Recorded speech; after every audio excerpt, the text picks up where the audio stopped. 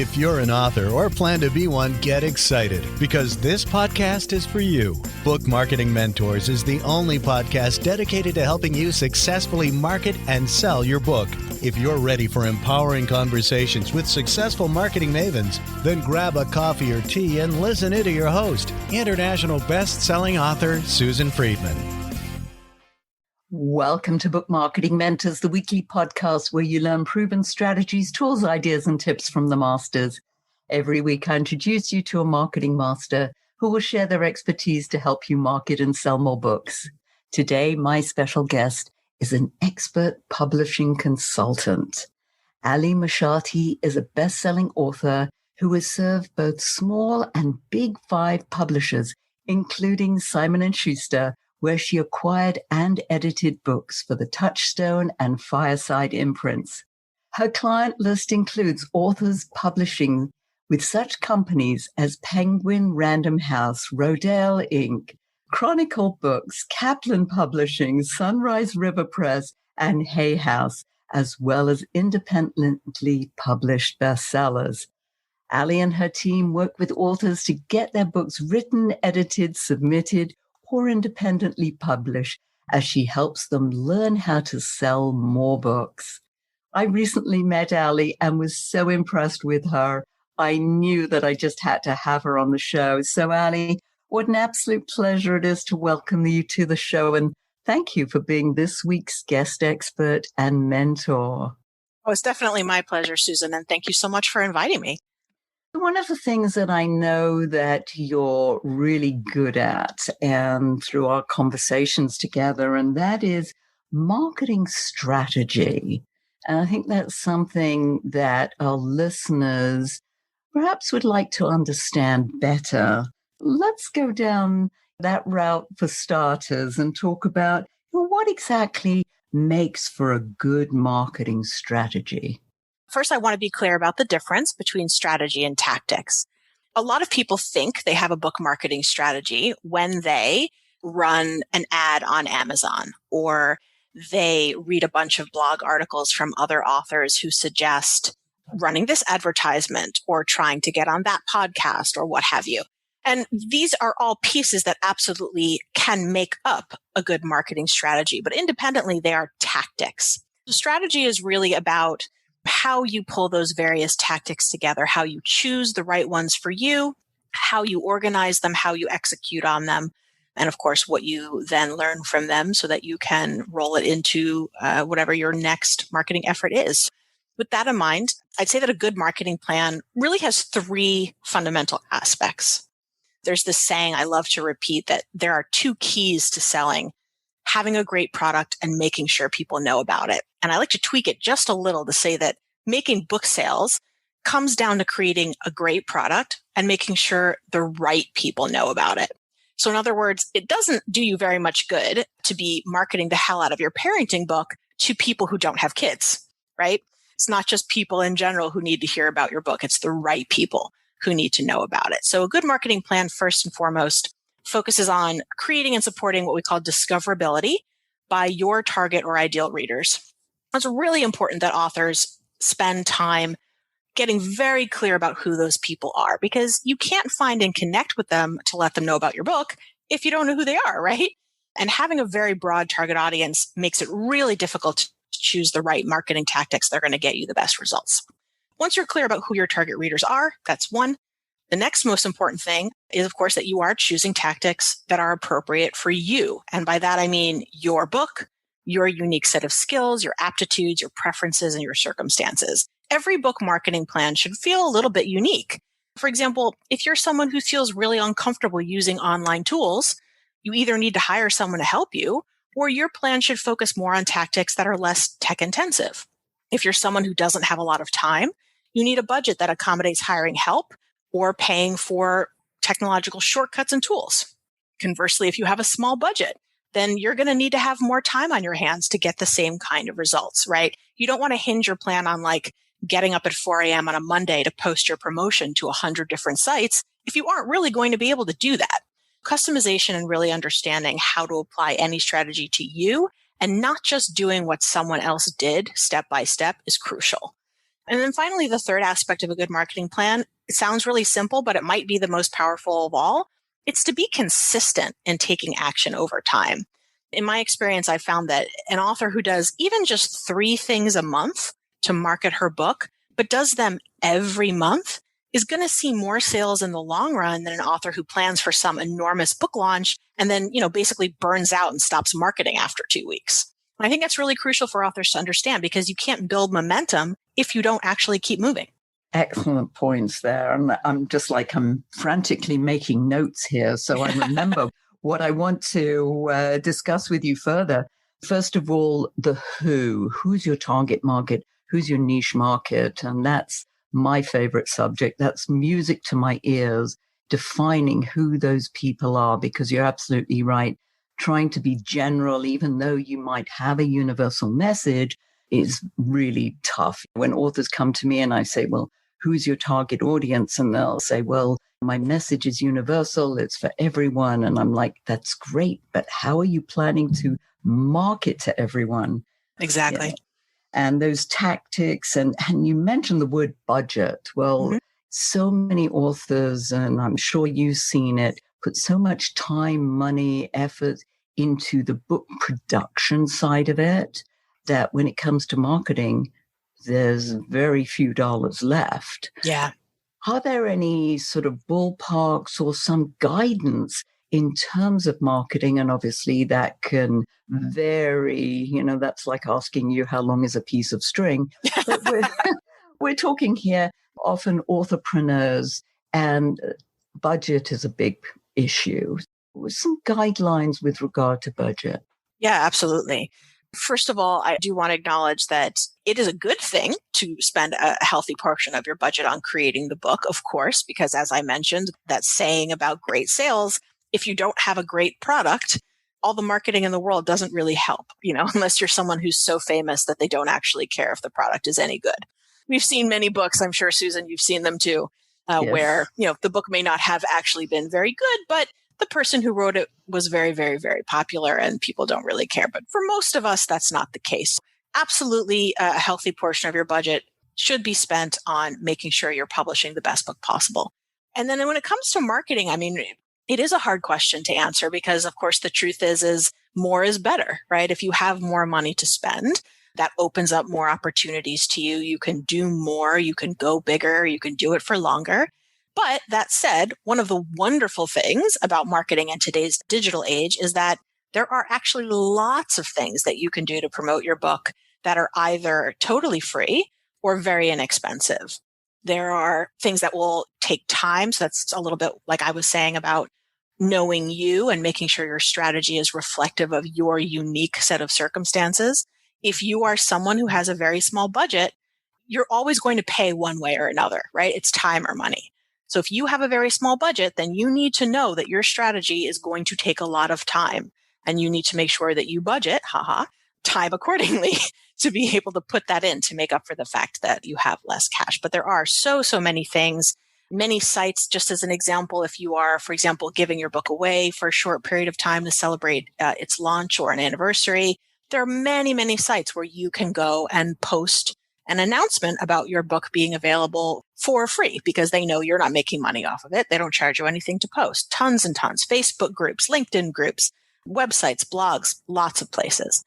There are also lots of opportunities where you can put the time into nurturing relationships and have some collaboration with other authors, for example, where you might market their book to your list and they will in turn market your book to their list, or various other types of activities where it's a win-win for everybody and there's no money exchanged. There are plenty of opportunities if you have a small budget. If you can leave some money for the marketing, it's very helpful.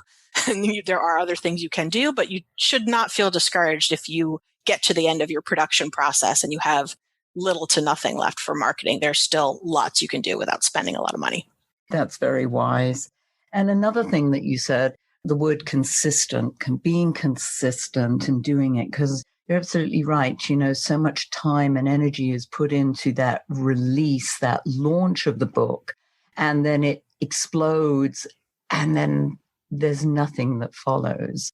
It's obviously planning. You haven't planned that strategy beforehand, but also I think there are some myths around even the whole idea of being a bestseller, that just that title alone is going to somehow magically launch the book and people are going to find it no matter what. Can you address some of that? Yeah, absolutely. Way back in the day when I was still on staff at Simon & Schuster, and I had lots of friends at other publishing companies, one of the things I still remember learning, because it was such an incredible eye-opener for me, was how many books these publishers had on their lists that had sold hundreds of thousands of copies and had never been bestsellers.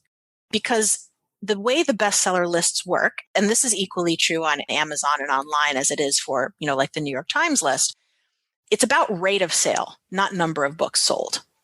When you see a book hit a bestseller list of any kind, what that basically means is within a fairly short period of time prescribed by that entity, the Times, Amazon, etc., that book sold faster, sold more copies in that short period of time compared to other books that were also selling during that period of time. A book can go out really big, huge launch, sell tons and tons of copies compared to other books that are being sold at that time, hit a bestseller list, and that's awesome. And then if you don't continue to market, if you don't do anything, that attention that being a bestseller will get you and the exposure that being a bestseller will get you, which absolutely is large, starts to taper off. It does not last forever because, of course, there will be another best-selling book that is now new and getting much more attention than yours is if you've stopped marketing.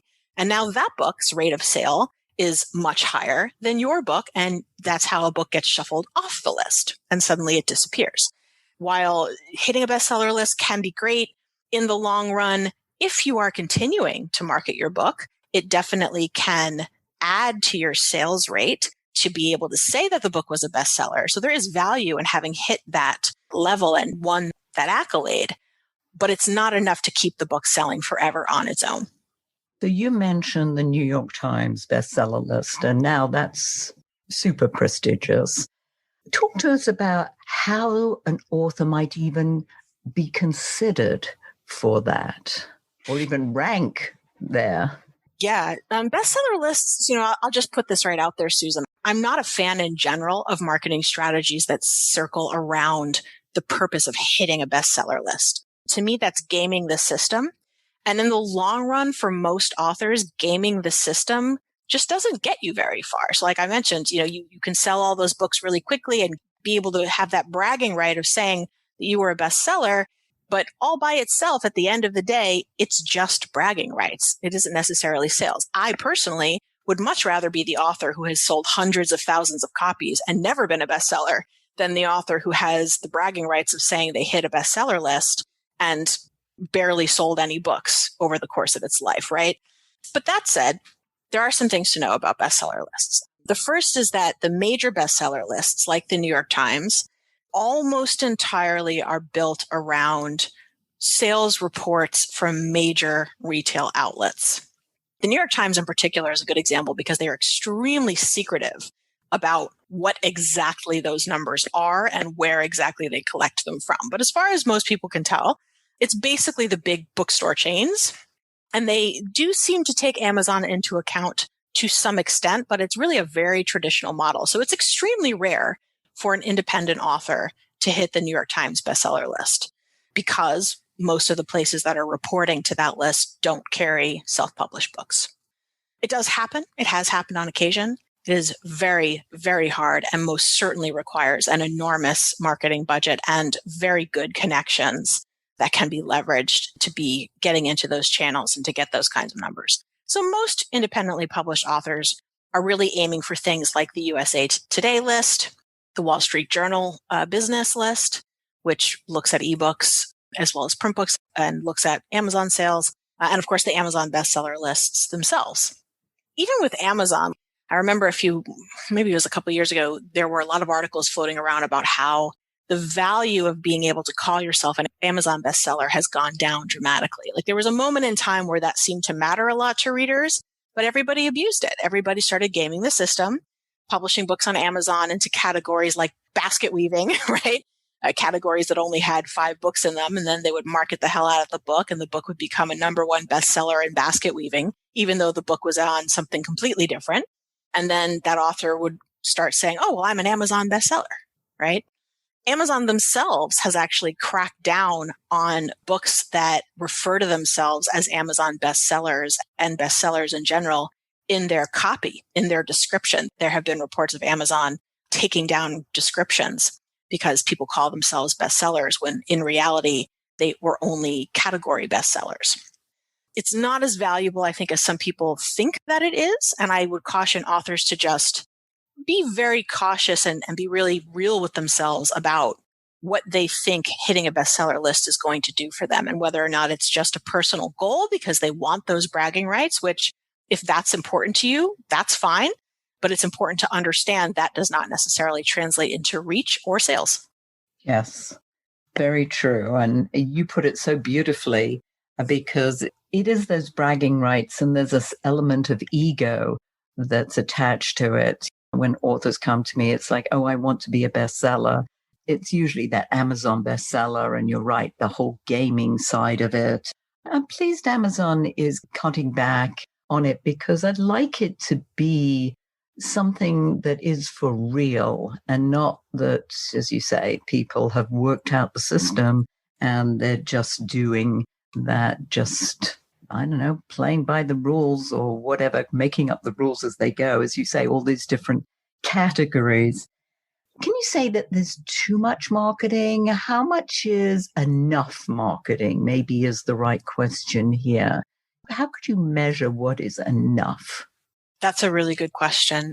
I don't know that there's a way to say that you've done enough other than to the extent that you personally are capable. Let me back into this a little bit differently. When I say that, can there be such a thing as too much marketing? I say yes, but I don't mean that from the perspective of too much exposure. I don't think any book can have too much exposure. If you're able to get your book mentioned and advertised and people are liking it and talking about it and reviewing it and all that stuff is going on, I don't think there's any limit to how much of that you should try to get. If you can have that happening, that's awesome. That's amazing. I don't believe there's any point at which too many people are reviewing your book, right? Or too many people are talking about your book.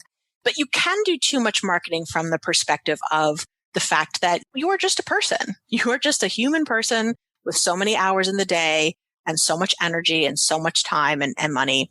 And if you have a staff that you can hire to do it, then what too much looks like is going to look different for you. But I do think it's really important to understand that, like I mentioned earlier, you need to be really realistic about what you can and are willing to do. So I mentioned that example earlier of the author with just 3 good tactics versus the author who plans for 100 different things to happen in just 2 weeks.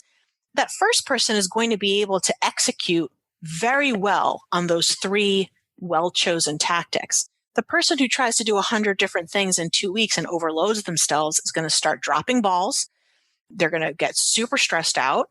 Or maybe they do actually get it all done. But I tell you what, 100 different things in 2 weeks, you're going to get burned the hell out. And it's very unlikely you're going to be able to keep up with that consistent marketing that really gets results in the long term. So again, you might have this huge launch. If you kill yourself doing it and burn every bridge and exhaust every option and call in every favor and throw everything at it, then 2 weeks later, all of a sudden those sales are going to drop because you stopped marketing, and now it's a year later and nothing's happened since that first 2 weeks. I think that dichotomy of the big launch versus small but consistent action over time is one really important way that many authors overcomplicate their marketing and sort of do too much. And it's not to say that a big launch can't be fruitful. It absolutely can. Just that you can overdo it if you aren't careful. And sort of the related piece to that is what I will often refer to. My students will laugh because I always say this. I'm not an advocate of the spaghetti against the wall to see what sticks approach, right? Some authors think of marketing in terms of just getting as much exposure as possible, doing anything and everything they possibly can, or they're reading a lot online and so they want to try everything that they hear about. This author did that and they do it. That author did that and they do it. But they just do it once. They do whatever it is once and then they're on to the next thing they read or heard about. The thing is, when you approach marketing in this way, this spaghetti against the wall way, rather than being more strategic, again, you can burn out more quickly, like the big launch author would. And you're also not being scientific enough to understand the results you're getting. So if you try something just once and then move on without any analysis or any kind of repeated experiments, you're very likely to miss out on tactics that would have been great for you if maybe you just tweaked your ad copy a little or tried a different day of the week or something like that. Perhaps even more importantly, if you're expending all your energy chasing every new shiny object that pops up or making yourself nuts trying to do those 100 different things, you're going to miss some truly valuable opportunities that are probably right in front of you. Or at the very least, you're not going to be able to give those opportunities your best effort because your attention is too divided. Again, good marketing, it's not about blanketing the world with your book description. You're always going to get better results for less effort and investment if you can be strategic and focused and consistent in taking that action. I always say that marketing is an inexact science. It'll work one day and you could do exactly the same thing the next day and it might not work. So, it's true. Yeah. Like you said, if you try it once and it doesn't work and you're on to the next thing, you're not actually giving it a chance because it really might be a great tactic that you should use if you persevere and, as you say, sort of craft it to the point where you can really get it right. I'm curious, Allie, about the difference. We've talked a lot about that book marketing strategy.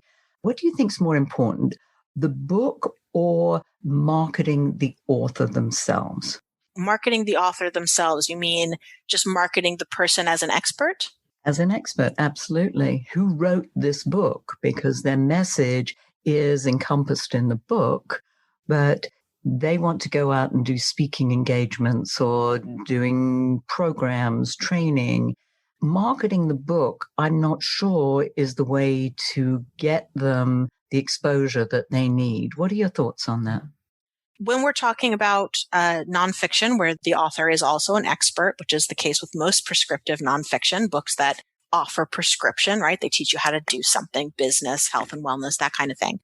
I think that they go hand in hand. And you're right. A lot of times the kind of marketing that you're doing may not be strictly speaking about the book. It may be more about marketing yourself as an expert on the subject, which hopefully your book is on that subject or related to your overall subject area of expertise. Yeah, that absolutely can and I think definitely should play a role. So things like speaking engagements. I mean, speaking engagements for as long as I have been in book publishing, which is over 20 years now, and probably much, much longer than that, I'm sure, speaking engagements have been the number one way for nonfiction authors to sell books because it's so powerful to be an expert, to be teaching to an audience, to be speaking to an audience, for them to get a taste of not just what you know, but also your personality, your delivery, your style. You could have two people who are experts in the exact same thing, and an audience full of people are going to split in terms of who they gravitate towards more, right? It's not just about information. Being in front of that audience, whether it's online or in person, is a great way to sell a book. People really feel like they like you, they connect with you, they feel like you get whatever their problem or scenario is. And having a book available, we call back of the room sales, is almost an easy, the book sells itself, right? Because you've sold yourself and your expertise, and they're like, great, I want to know more. How do I know more? Oh, look, here's a table of books at the back of the room, or here's a link to go buy a book from Amazon or what have you.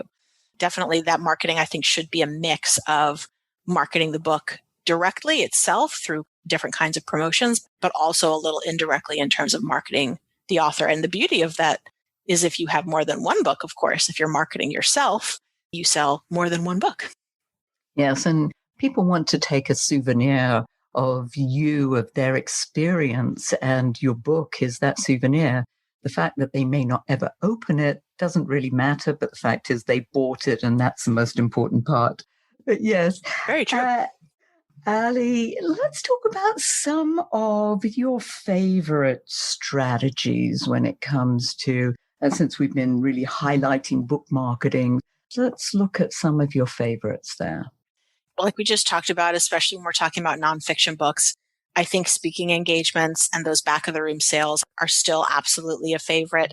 I had a client who launched a book in the early part of the year in January before COVID hit, and he sold hundreds of copies just by setting up a bunch of relatively small speaking engagements through his network.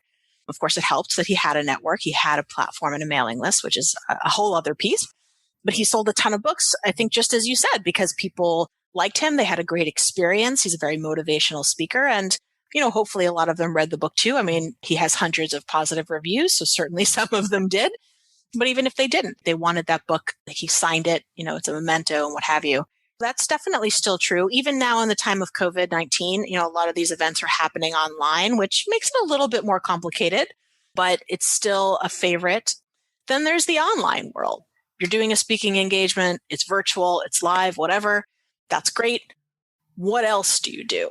And when it comes to marketing a book online, one of the best strategies that work for the most authors, especially new authors, something I really like to focus on with my clients, is a pattern of giveaways and promo stacking.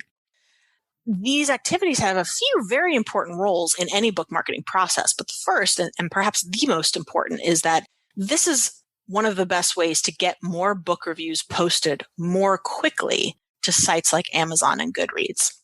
And this is really important for authors to understand, because sometimes they feel like, well, I need to sell books so that people will buy it and read it and then give me a review.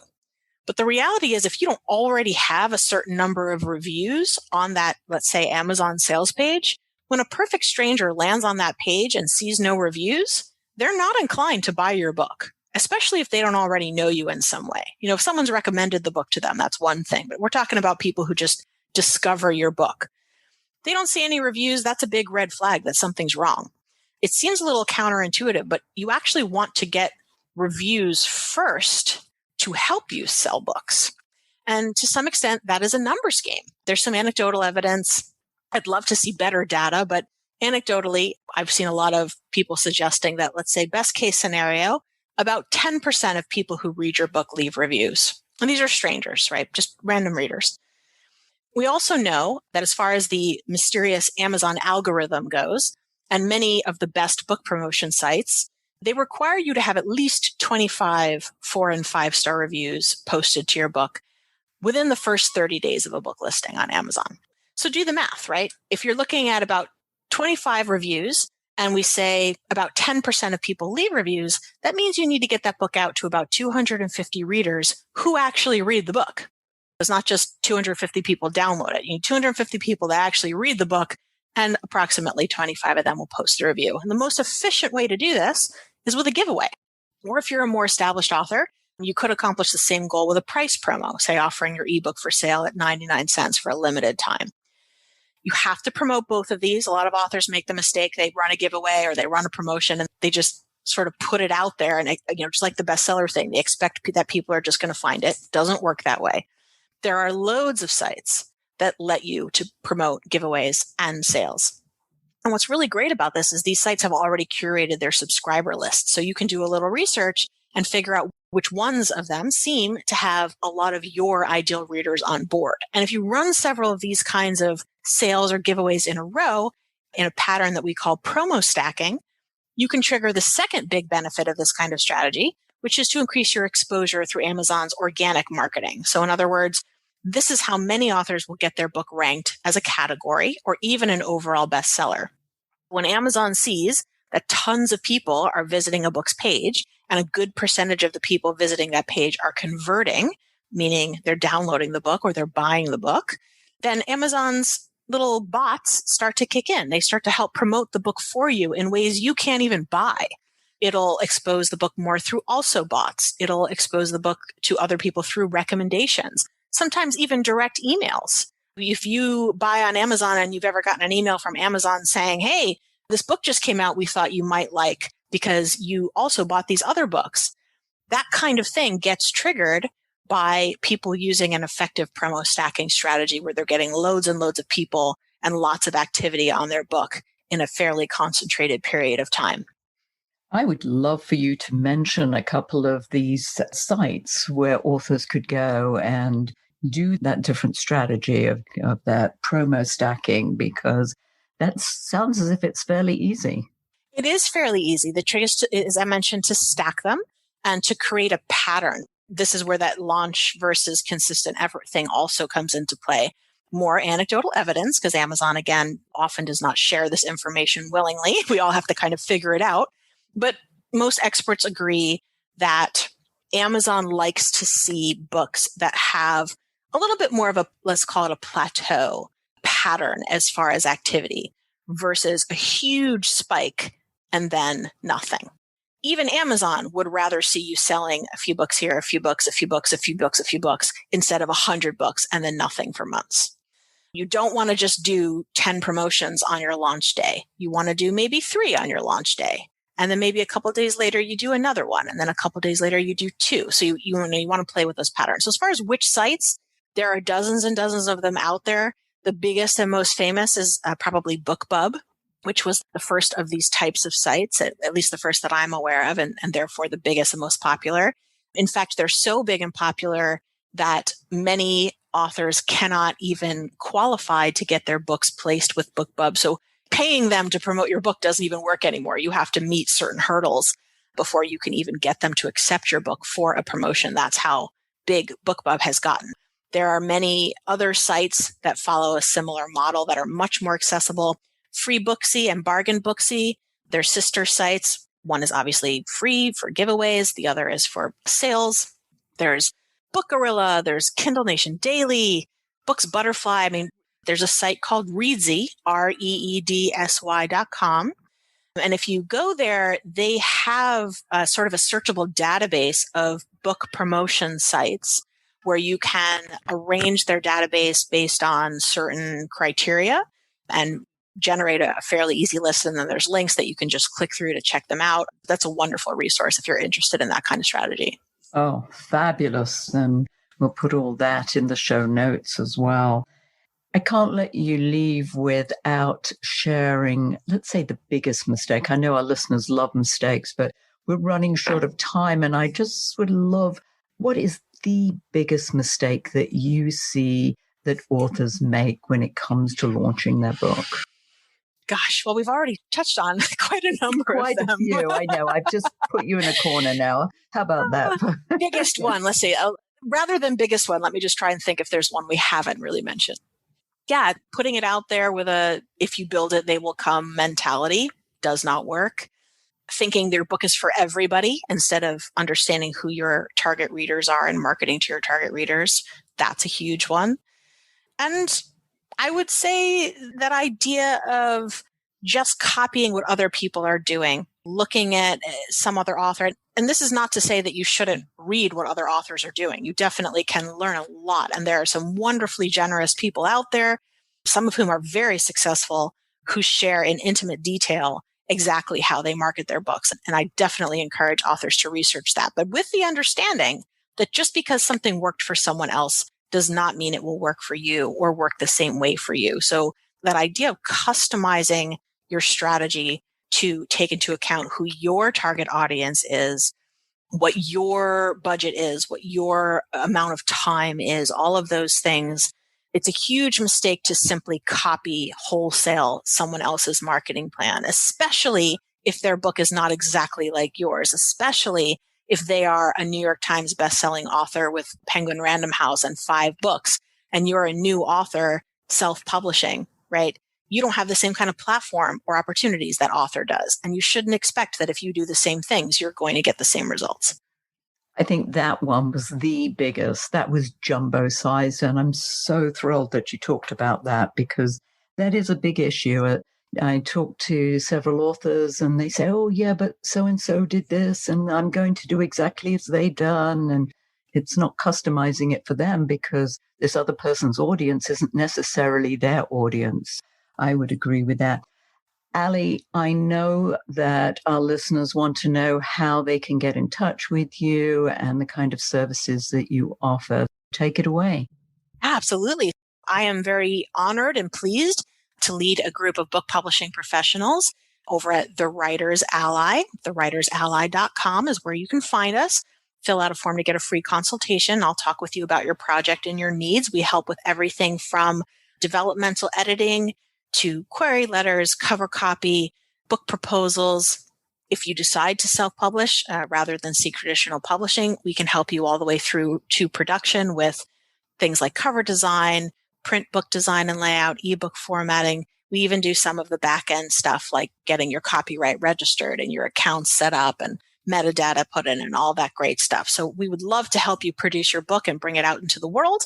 And if you already have a book and you're looking for help with marketing, I have a group program called Sell More Books that I will be relaunching in the early part of next year. Feel free to shoot me an email, Allie at The Writer's Ally, and let me know a little bit about your book and let me know that you're interested, and I'll get you on the list. Fantastic.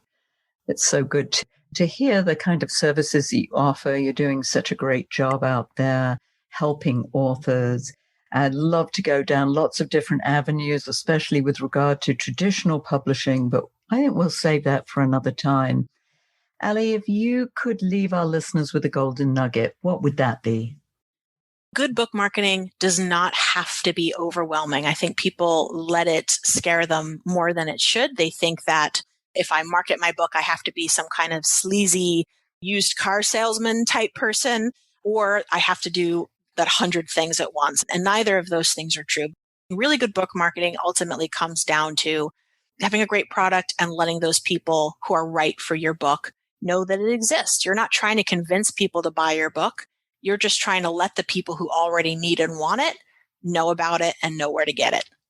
Yes. I mean, that whole idea of being the icky salesperson, they're so scared of that. That's wonderful information. Listeners, you have been exposed to an absolute treasure trove of fabulous information that you can take and use. And I think you're going to have to listen to this a few times over to grasp everything that Allie's been able to share with us. Allie, thank you so much for sharing your wisdom. And thank you all for taking time out of your precious day to listen to this interview. And I sincerely hope that it sparked some ideas you can use to sell more books. Here's wishing you much book marketing success. The time is now to take action and finally build your book-selling empire. And the great news is that Susan is here to help you. Visit bookmarketingmentors.com and sign up for a free 15-minute book marketing strategy session with Susan. She'll help you discover your first steps to marketing and selling your book. Only those who take action are rewarded, so visit bookmarketingmentors.com, and we'll see you again next week.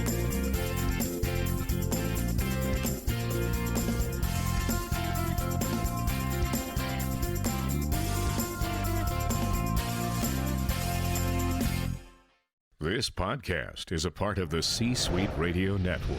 For more top business podcasts, visit c-suiteradio.com.